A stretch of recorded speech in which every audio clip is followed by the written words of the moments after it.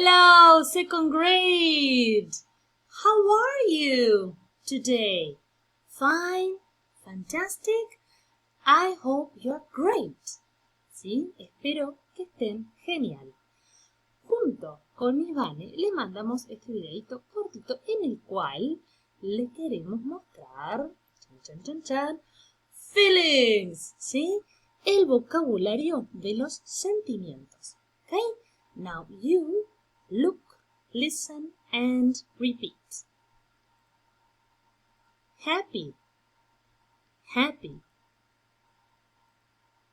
Sad, sad. Angry, angry. Tired, tired. Afraid, afraid.